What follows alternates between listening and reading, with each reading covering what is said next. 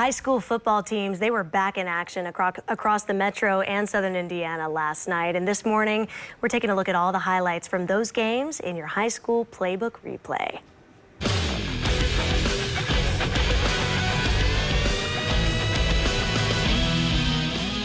are the male cheerleaders, and you're watching WLKY High School Playbook. Good morning. Welcome to week number 5 of High School Playbook Replay. I'm Kent Taylor. I'm Britt Delbarba. We have highlights from last night throughout the ground and throughout the air. The WLKY News Chopper racking up some frequent flyer miles. Yeah, we're going to kick off this morning with our game of the week, a rivalry that has produced really some all-timers. Maybe the best game I've ever seen, that male Trinity game at Old Cardinal Stadium with Brian Brom and Michael Bush. Dominique Gates has the highlights from last night from Male. Male was disappointed in its performance 2 weeks ago against St. X and wanted to prove it's still one of the best teams in 6A as it hosted Trinity. This game was a fight till the end. First half, it's Shamai Gates with the rock, runs it in for the touchdown, 10-3 Bulldogs at the break. In the second half, the Dogs trying to put it away. On 4th and 17, Coulter Smith connects with the 4th down assassin himself, Max Gainey for the touchdown, 27-3 Male. Fourth quarter, Trinity rallies. Zane Johnson going deep. A tough grab for Jeremiah Lynn in the end zone. The score is now 27-20. Male leads it with 6 minutes to go. But the Male defense delivers. Brendan Bates jumps in front of Johnson's pass, and he sees nothing but grass. A pick six, his second interception of the night, but that one was the nail in the coffin, and Male hangs on to win it, 37-20. But really proud of the defense. They do a fantastic job. Really played well enough 2 weeks ago for us to win out there. But offense, I don't feel like we held up our side of the bargain. But tonight, just a good team effort. I understand it's a team. We got to gel. We got to come back out here and do what we do. Especially we take the home crowd over there. We got to win in front of them. So we just came out here and did what we did, play Male high school football, man. That's now 4 straight wins for Male over the Shamrocks in this series. Up next for both teams, the Bulldogs host PRP, and Trinity gets ready for its big rivalry showdown against St. X. I'm Dominique Yates, WLKY Sports. All right, thank you, Dom. It was Future Tiger Night at St. X last night, and all the kids came out, about 100 of them or more, on the field welcoming the unbeaten Tigers. With a little tunnel there as they hosted Elder from Cincinnati. Panthers go right down the field. They cap off the drive with the Ryan Brass keeper up the middle. X, though, answers on their opening drive. Davis Yates looks like he might score here, but boom, he takes the big hit at the goal line. Trevor Havel finishes off the drive by going over the top for 6, and we are all even at 7 after the PAT. But Brass had himself a night. 4 rushing touchdowns for the Elder quarterback. Panthers hand the Tigers their first loss. The final 31-21. X will take a 3-1 record into that Trinity game next week at L&N Stadium.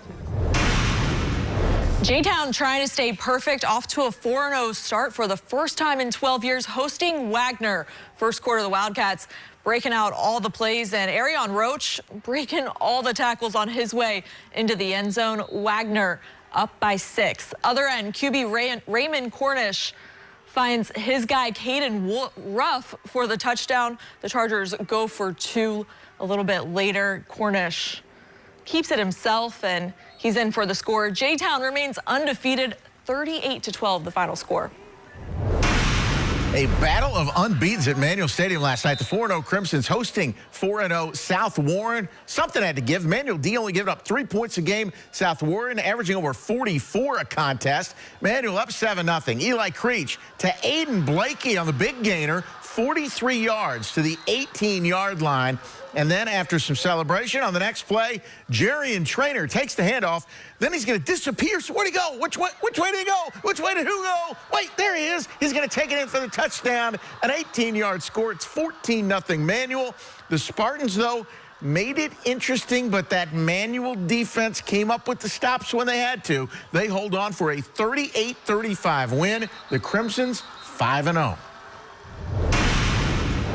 Fern Creek followed up a week 1 loss with 3 straight wins, looking for its 4th against Eastern. Second quarter, Mikkel Malone, how about the hurdle and then the somersault into the celebration? It's 26-0 Tigers. Later, Caleb Passmore launches this ball to Patrick Carr in the end zone Fern Creek wins big 53-6. That's 4 in the row for the Tigers.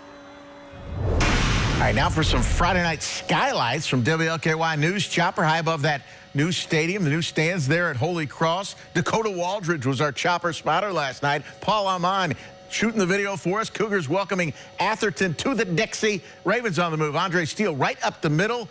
That run covered 28 yards to the Cougars' 4-yard line, and that set up this. Atherton gets in the end zone on their opening drive. This is an all-22 shot for you. The Ravens get the win on the road, the final 16-6. Atherton 4-1 to start the season. The IBEW highlight of the night, Mayo's Brendan Bates with the pick 6 to seal the Dogs' 37-20 win over Trinity. He takes it 70 yards. That was one of 2 interceptions for Bates last night, and Mayo's big win over Trinity. So a big bounce back for the Dogs after their loss to St. X. And now, Britt, it'll be the biggest game of the year here in the regular season.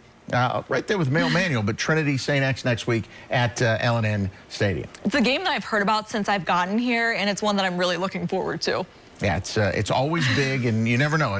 You never know who's going to make the big play, and whoever it is, they get to carry off the shillelagh. That's what the winner will get next Friday night. We have a busy Saturday of college football action. U of L and IU at Lucas Oil Stadium in Indianapolis. That one kicks off at noon. The Cats at home against Akron tonight. And what about your Western Kentucky Hilltoppers? The you think they're gonna get a Hilltoppers, win? they've got a big task in front of them in Columbus with the Big Ten opponent in Ohio State. So we'll see if they can pull up the upset. I'm wearing red in support of them, so we'll see what they've got. We'll see. We'll be here to talk about it tomorrow night, or we'll be here to talk about it later tonight on, I'm getting my days all confused, on Sports Saturday, which is back to a half hour again. Thank you again for joining us this morning on the High School Playbook replay. Everybody have a great weekend.